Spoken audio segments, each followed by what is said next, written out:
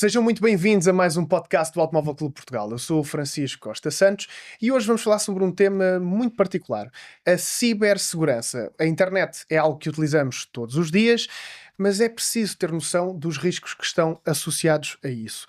Como convidado temos o João Beleza, diretor de cibersegurança do Automóvel Clube Portugal, que hoje, no mês da cibersegurança, nos vem falar sobre alguns riscos que devemos ter em conta. Antes de mais, João, muito obrigado por estar cá hoje.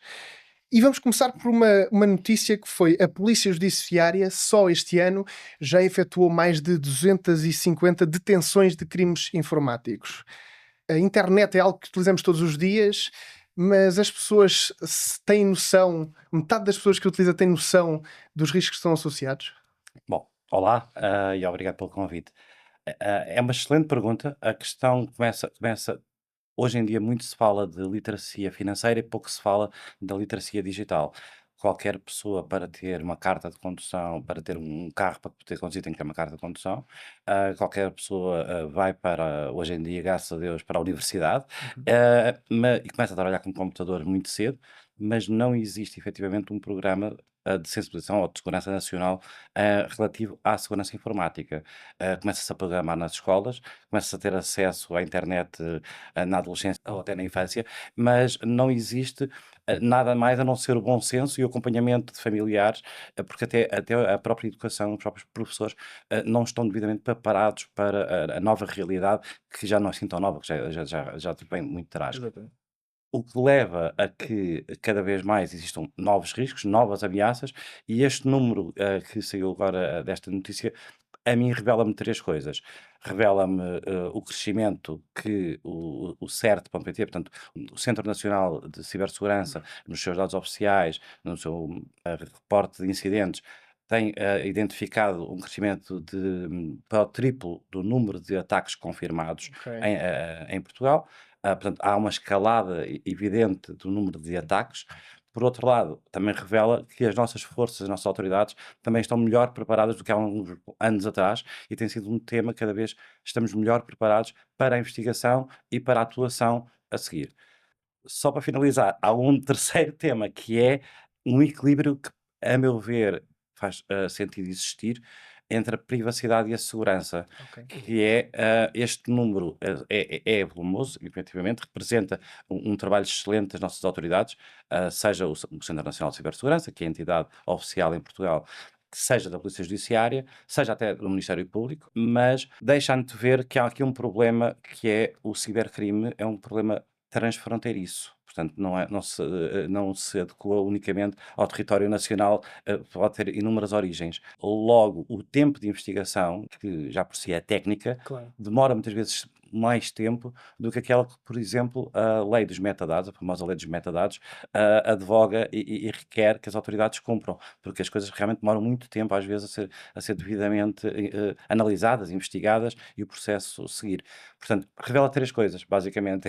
Este número revela que os ataques crescem, que as nossas autoridades estão cada vez melhor preparadas e que é necessário continuar a investir na formação, na sensibilização e na capacitação de recursos das nossas empresas e das nossas autoridades. É uma nota positiva porque a dúvida era essa mesmo, era será que estes 250 é bom ou é mau face aos crimes que são cometidos? Diria que é um espelho. O número de queixas, oficialmente, até reduziu, segundo o último relatório anual de segurança interna, onde o cibercrime também está identificado no RASI, o número de queixas formais até reduziu 0,8%. É uma redução pouco significativa, mas é uma redução do número de queixas formais. Em todo o caso, o número de tentativas e até bem-sucedidas de ataques e de crimes ah, tem vindo a aumentar. Volto a repetir, os números mais recentes apontam para 3 vezes mais o número de ataques, portanto. É realmente surpreendente, porque muitas vezes não temos noção, mas grande parte das pessoas, desde que acorda até que se deita, está sempre a contactar com dados, com informação, com a internet, porque a internet está ligada a vários setores da nossa vida. Numa instituição como o ACP, como é que é o dia a dia como é que esta segurança é feita? Porque o ACP tem várias vertentes, tem dados a entrar e a sair, tem imensa informação. Como é que na prática a cibersegurança funciona dentro de uma casa como o ACP? Começo por dizer que as ameaças e os riscos não têm hora. Não seguem um calendário de trabalho de 5 dias úteis, não seguem um horário laboral, portanto, os riscos estão sempre presentes, as ameaças estão sempre presentes e os ataques não têm hora para acontecer. Portanto, requer um acompanhamento permanente. A única resposta possível é um acompanhamento permanente e uma antecipação de cenários. Eh, Perceber fragilidades, colmatar, é perceber onde estamos, qual a nossa exposição. Como dizia e bem, o ACP tem desde sites, dados internos, a apps, a operações que funcionam 24 horas por dia em território nacional, temos inúmeros ativos humanos e tecnológicos constantemente conectados.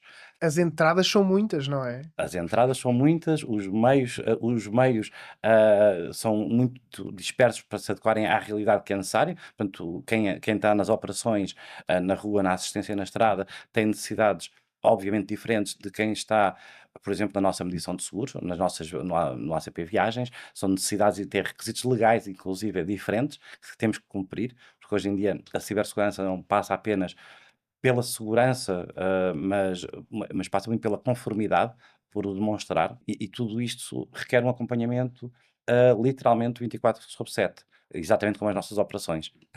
Estão sempre a monitorizar, sites, em termos práticos, como é que o que pudermos saber, como é que funciona? Volto a repetir sem querer entrar em mais detalhes, a resposta é sim. Efetivamente, o truque não é nenhum truque, a forma é a monitorização constante, 24 horas por dia dos nossos ativos e o acompanhamento permanente, não só dos ativos digitais, mas também das pessoas. Volto a repetir, temos muita gente Muita gente, em muitas atividades diferentes a utilizar dispositivos e que também requerem acompanhamento, e um problema pode acontecer a qualquer hora, claro. portanto, e também requerem esse acompanhamento e a antecipação de novas ameaças, Estar prevenido. novos riscos. O prevenir, eu costumo dizer sempre, o prevenir é sempre melhor que remediar, como diz o ditado português, e no nosso caso é exatamente isso. Custa muito menos prevenir do que recuperar. Claro. E estamos no mês da cibersegurança, acredito que estejam a fazer esforços dedicados para essa ocasião. A evolução da cibersegurança, foi sempre feita a par com a evolução da internet, ou seja, desde que a internet se tornou, utilizada por massas, a cibersegurança tem vindo a acompanhar, ou desde quando é que se tornou uma problemática ou uma questão? Começando pela internet. A internet é um espelho da nossa sociedade, da nossa realidade, e vai mudando e vai acompanhando os tempos. A cibersegurança faz exatamente o mesmo. Se pensarmos há uns anos atrás, em qualquer organização, o normal era um departamento de informática dar resposta a tudo. Literalmente fazem tudo, desde a reparação ou do ajuste de uma televisão a um telemóvel, a um portátil, a ajudar um utilizador, e a informática em si fazia tudo. Hoje em dia, não podemos continuar neste caminho. Há muitas organizações, sobretudo Portugal, tem um tecido empresarial de PMEs com falta de recursos e esta falta de recursos depois manifesta-se em várias áreas, mas os riscos são tão ou mais elevados numa PME como numa organização de maior porte. A cibersegurança tem que acompanhar exatamente as duas vertentes. A vertente da sociedade e do que é a internet hoje em dia e do que temos conectado hoje em dia, que não é de todo comparável com o que tínhamos há 20 ou 30 anos atrás. Uhum. Hoje em dia temos a internet das coisas, temos dispositivos domésticos conectados por aí fora, e ao mesmo tempo a capacitação, a capacidade das organizações, o que é que a organização tem e qual é a sua dimensão e qual é a sua resposta. Seja qual for o espectro que se olhe, temos que passar para deixarmos de ser encarados, quem trabalha na área, como os faz tudo, portanto, tipicamente o tipo de informática resolve, o tipo de informática faz, para uma especialização. E esse, para mim, é o grande alteração de paradigma que a cibersegurança tem vindo a ter nos últimos anos, é que aposta-se muito mais na especialização. Existem N especializações dentro da mesma área de cibersegurança, que Certo. vão de analistas de segurança, a quem faz auditoria, a quem faz testes de penetração em sistemas. Existe uma grande variedade, porque requer exatamente isso, especialização. E é esta a grande diferença do antes e do agora nesta área. Volto ao caso do ACP, da nossa casa, como é que se dá a formação, porque desde da recepção aos seguros, ao marketing, ao jornalismo, como é que conseguimos informar as pessoas? Porque o grande problema que aqui nos parece é a falta de informação e a falta de preparação. E já que está acessível a toda a gente, qual é o esforço que é feito? Quais são as medidas que são tomadas para prevenir, para alertar os colaboradores? Não diria que é o problema da falta de informação, porque a informação existe e aliás, a formação é se calhar uma das áreas onde nós, na cibersegurança, na proteção de dados, na segurança da informação como um todo, mais apostamos. Nós temos perfeitamente identificado, nós, não apenas a ACP, mas as organizações como um todo, um dos principais riscos, se não o maior, é o risco humano, é o fator humano, que é normalmente o mais explorado para perpetrar um ataque. Ah, Já agora, normalmente quando se pensa em ataques, em ciberataques, pensa-se sempre de um ataque de fora para dentro. Uhum. Há números, há estudos que revelam que 60% dos ataques acontecem em sentido contrário, ou seja, de dentro para fora. Ok. Muito, não digo por dolo, mas às vezes por negligência. O clique não pensado no link, um fecheiro que foi enviado para um destinatário errado, por aí fora.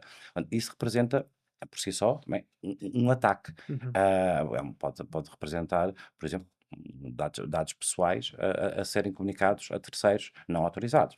Portanto, a formação é o primeiro ponto e o ponto mais importante nisto tudo. Ah, Voltando à minha primeira resposta relativamente à educação, e é uma área na qual eu aposto muito porque sinto que na sociedade em geral existe falta de literacia digital. Temos pessoas com diversas faixas etárias, desde os 5 aos 80, a utilizar smartphones, Exatamente. e que nunca lhes foi explicado o que está por trás e como é que funciona, e como é que funcionam as redes e quais os devidos riscos. Exatamente por essa consciência ser tão presente, temos uma grande vocação na área de formação interna, não só dos colaboradores, mas também das equipas técnicas, para estarem a par de novas tecnologias, para estarem capacitados a reconhecer novas ameaças e formas de Deus. mitigar e de as colmatar, mas sobretudo nos colaboradores, porque lá está, a cibersegurança é um trabalho de todos, não é um trabalho da informática ou meu ou da minha equipa, é um trabalho literalmente de todos. Portanto, nós apostamos muito, seja em plataformas online, seja em formação presencial. É uma forte aposta que nós temos na nossa área, é exatamente isto, passar a mensagem. O João falava há pouco, um ataque pode ser algo tão simples como um e-mail Uhum. com um link que depois nos leva para um site fraudulento ou o que for. Quando isso acontece, esse e-mail, como é que esse caso é tratado? Esse e-mail depois é reportado a alguém? Como é que se consegue combater isso? Depende na Tentando generalidade. simplificar, nós reportamos isso Uhum. à equipa da empresa que compete, de cibersegurança, e o que é que fazem com essa informação? A participação dos colaboradores, volto a dizer, é fundamental. A participação de um simples email phishing pode ser a antecipação de um ataque futuro, de maior escala, e pode parar logo ali à cabeça o que poderá vir a ser um grande problema. Por isso é tão importante para nós. O que acontece na prática é que todos os e-mails são analisados automaticamente e, em alguns casos, manualmente. São vistos as suas especificações técnicas por aí fora, e depois toma-se uma ação adequada, que é, muitas vezes as pessoas participam, na dúvida e o que deve ser feito é não participar quando se tem uma dúvida e não participar quando se sabe que aquilo é malicioso. Quando aquele e-mail é malicioso, ok, participa-se, sim senhor, e nós tomamos devidas medidas daí para a frente, mediante o caso concreto. Mas o mais correto ainda é participar quando se tem uma dúvida. É quando não se sabe se determinado e-mail é malicioso ou não é, então deve-se participar, nós analisamos e é dada uma resposta, um feedback ao colaborador dizendo: "Bom, este mail era efetivamente malicioso e foi tratado como tal, ou é fidedigno e pode trabalhar com ele."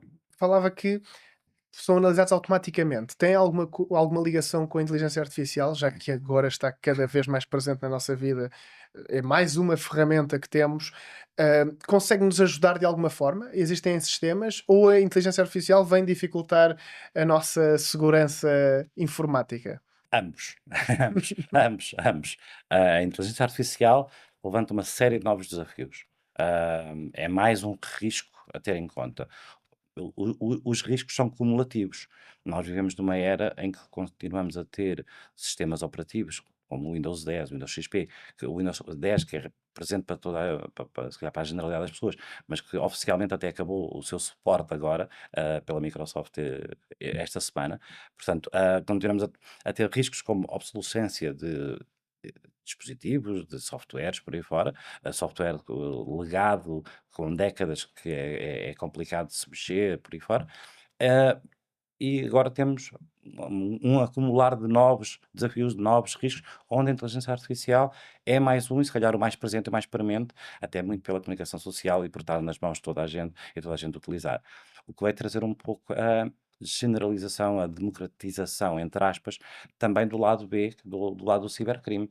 Hoje em dia é muito mais simples, mesmo não sabendo tecnicamente como fazer algo, perguntar a uma IA como fazer determinado número de ações e sai uma ementa de como fazer um ataque. E em Claro. segundos ficamos capazes de Antes, há uns anos atrás, via-se vídeos no YouTube, fazia-se pesquisas no Google, os ma- como fazer, e eram mais tutoriais para tudo, não é? e utilizava-se o Google como motor de pesquisa, não era? Agora vão Exatamente. diretamente à inteligência artificial. Porquê? Porque dá uma resposta direcionada a si e não uma resposta genérica.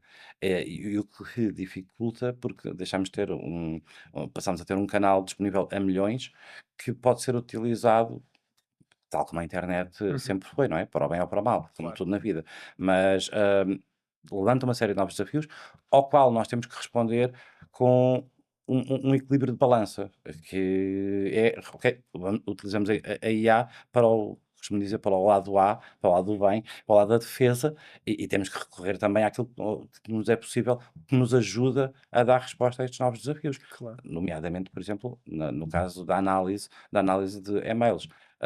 Não me querendo alongar muito no tema, mas Sim, sim. tipicamente as pessoas conhecem os e-mails de phishing que vinham escritos com um português com muitos erros Uhum. ortográficos ou noutras línguas, e que era um dos fatores identificativos logo, um dos red flags Exatamente, que eram logo de visíveis. visíveis. Hoje em dia isso esbateu-se muito. Temos notado muitos textos muito bem escritos, já em português europeu e sem erros, onde é difícil realmente a análise automática até, e tem que Pois. passar por uma análise humana de se é maligno, se não é maligno, como é que Está cada vez mais perfeito. É as que hoje fronteiras bateram-se.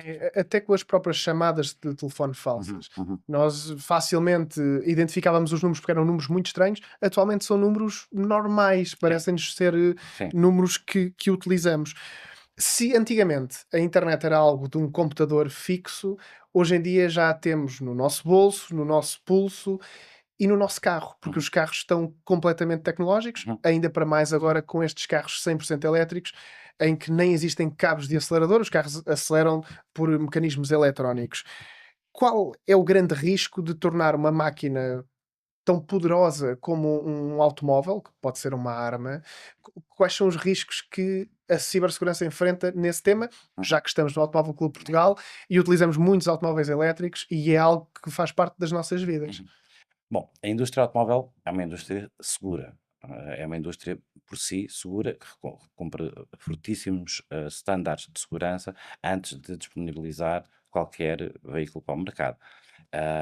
Em todo o caso, há riscos inerentes à utilização de tecnologia. Como há pouco dizia, hoje em dia temos internet num aspirador, num frigorífico, em todo lado. O carro simplesmente deixou de ser apenas um veículo, passou a ser mais um veículo e mais um dispositivo conectado, com imensa informação a ser constantemente transmitida e recebida bidirecionalmente. Portanto, com isso vem, e com a interconexão, inclusive com as apps, ligadas aos veículos, à própria marca e ao modelo do carro, traz uma série de novos riscos. A superfície de ataque cresceu. Resumindo, é isto. A superfície de ataque passou a estar não apenas no automóvel e na tecnologia que utiliza, passou a estar nos fabricantes que cada vez são mais, de componentes, de peças que utilizam componentes eletrónicos e que se tiverem um problema de um software, digamos, um software malicioso num componente do automóvel, pode originar um risco mais tarde de haver um acesso ilegítimo e um takeover até do veículo. Temos casos conhecidos, reportados não em Portugal, mas internacionalmente, dos killers, por exemplo, que são comprometidos e que permitem a abertura de portas, o arranque de motor. Foi por aí que começou, as chaves sem fio. Exatamente, mas hoje em dia temos isso também no telemóvel e nas apps de telemóvel. E juntamente com essa app do nosso carro no telemóvel, temos mais 100 apps.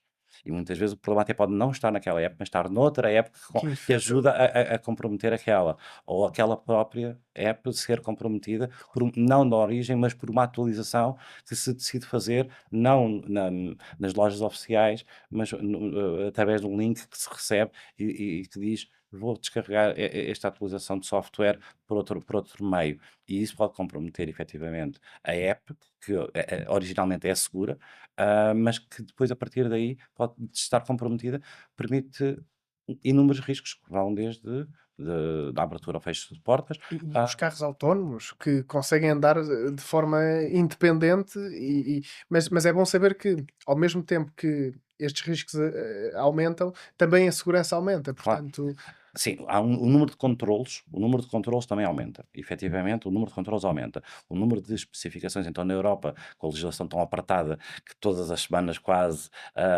está a sair de Bruxelas, então é verdade que o número de controlos e o número de segurança aumenta. Ah, por falar em veículos autónomos, lembro-me sempre de uma história, porque quando se pensa em cibersegurança, muitas vezes pensa-se em temas ah, muito complexos, e são efetivamente, mas às vezes as sim, co as coisas mais simples, do mundo são aquelas que nos causam problemas. E eu lembro-me sempre de um caso nos Estados Unidos, em que um veículo autónomo em testes, numa companhia de táxis, para, com passageiros, ao atravessar um cruzamento, o passageiro abre a porta e o veículo imediatamente para. O passageiro sai do veículo no meio do cruzamento e deixa a porta aberta e abandona o carro. Portanto, a partir daquele momento gera-se um congestionamento. o carro ficou O carro imobilizado. fica imobilizado, tem a porta aberta e não o consegue fechar sozinho, e gera um congestionamento na cidade, simplesmente por este ato. Ter ficado. Lembro-me de outra situação em que um indivíduo com uma t-shirt com o sinal stop junto à beira da estrada, e isto já há um bom tempo, hoje em dia já não é tanto assim, mas isto já há um bom tempo atrás, e o veículo detectava O o sinal de sinal, trânsito. o sinal de trânsito, porque não conseguia diferenciar entre um indivíduo com a mesma estatura, a mesma altura, do sinal de trânsito com uma t-shirt ou o verdadeiro. E então parava, mais uma vez, com as implicações que isso que daí vem. Claro, claro que sim. João, para terminar, a grande questão aqui da cibersegurança que nos parece é muitas vezes acharmos que os problemas. Em primeiro lugar, o que o João acabou de dizer, de que os ciberataques são algo muito grande, de um hacker desviar um míssil, são sempre coisas que parecem que não nos afetam, e é isso mesmo de achar que é sempre um problema dos outros, que não existe, que não é um e-mail que me vai afetar o trabalho ou que vai afetar a informação. É esse o problema, não é? A percepção, sim. Só voltando atrás na expressão hacker, porque eu ouço muitas vezes falar na expressão hacker em muitos meios, e aproveitar para, só para tentar desmistificar um pouco a palavra e o tema. É verdade que em todos os meios se ouve hacker. Hacker, na verdade, no nosso meio, é a pessoa que genuinamente gosta de fazer algo de diferente com o Ok, sistema e de fazer com que o sistema até responda de outras formas ou melhor do que para aquilo inicialmente foi projetado. Isto é um hacker para nós, da área. Ah, o restante, quem faz um ataque, não, é se não for autorizado, porque também há ataques autorizados para testes de sistemas, por exemplo. Que é uma das formas É uma das de. formas de vermos, o nosso nível de robustez, de segurança, é um ataque, aonde é autorizado e é limitado o âmbito para fazer um determinado teste. Hã, quando assim não é, quando é um ataque não autorizado, chama-se crime. Ok. É simples. É um Criminoso. exato. Um atacante, porque só passa a criminoso se o ataque for bem-sucedido, porque pode-se atacar e não ser Se as bem-sucedido, não é? defesas não estiverem Se a alto. bola fora posta, ou se o guarda-redes defender, não há crime, não é? Que Claro. há uma tentativa que também pode ser crime, também é verdade, a tentativa também pode ser, mas não vamos por aí. Hã, relativamente à percepção de é verdade, muito dos problemas passa pela percepção de é só um e-mail, é só uma password, e perde-se um pouco o foco de que nós hoje também somos seres digitais e que nós representamos organizações, que nós temos uma vida pessoal que também está muito dependente do nosso eu digital, e não há a questão da percepção é muito importante. As pessoas têm naturalmente uma ideia que é, tem uma porta de casa que tem uma chave, uma porta da rua que tem outra chave, e usam chaves diferentes para as diferentes portas. Na internet, muitas vezes ainda tendem a ter uma senha para tudo, e cada site é uma porta. Cada site Claro, claro, claro, é uma claro. nova instalação, é um novo quadradinho que nós temos da nossa eu digital. Se usar a mesma chave para tudo, quer dizer que estou-me a pôr em risco a mim, o meu eu digital, a minha vida digital, e de tudo o que daí depende. Portanto, a primeira coisa é, logo à cabeça, esta percepção do mundo da internet e da cibersegurança, está muito ligado com a analogia do mundo real, de uma chave para cada porta, Aqui, então exatamente. uma password para cada site. Isto é fundamental. Um e-mail pode afetar efetivamente apenas uma pessoa, pode afetar uma organização ou um país. Há muitos casos destes.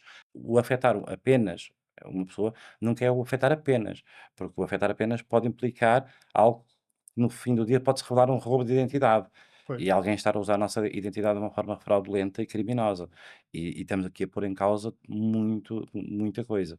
Portanto, este problema da percepção é fundamental e, mais uma vez, parte tudo da literacia digital. João, mais alguma, e já que estamos no mês do cibercrime, já. Cibersegurança. Cibersegurança, peço imensa desculpa. Já que estamos no mês da cibersegurança, alguma recomendação final para alguma consciencialização para além desta da password que devemos ter em atenção? Porque, e muito bem feita, se utilizamos chaves diferentes, não devemos ter uma chave e nem sequer uma chave simples para tratar da nossa segurança informática. Alguma recomendação final? O cidadão normal, qualquer pessoa, passar a encarar a cibersegurança como uma parte fundamental da sua vida para defender o seu eu digital, ok? Ahm, fazendo a analogia com o automóvel, Uhum. o cinto de segurança, é tão, parece quase no início, e há uns bons anos atrás, como no início da obrigatoriedade, parecia um exagero. O cinto de segurança só é um exagero até o salvar. É tão simples quanto isto. Portanto, a segurança, a cibersegurança é exatamente igual.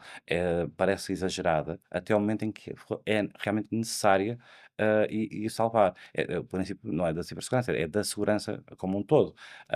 Parece sempre desnecessário, até o momento em que realmente faz falta. Portanto, há uma série de boas normas, de práticas que as pessoas podem consultar, seja no site do Centro Nacional de Cibersegurança, que tem muita informação sobre o tema, muitos vídeos de curta duração, que vão desde o consumidor seguro, a utilização de redes sociais, que cuidados a ter, e são vídeos muito didáticos e muito acessíveis, que eu recomendo vivamente a que vejam, porque o Centro Nacional de Cibersegurança tem feito um trabalho extraordinário, juntamente com a Polícia Judiciária, com as outras autoridades como um todo.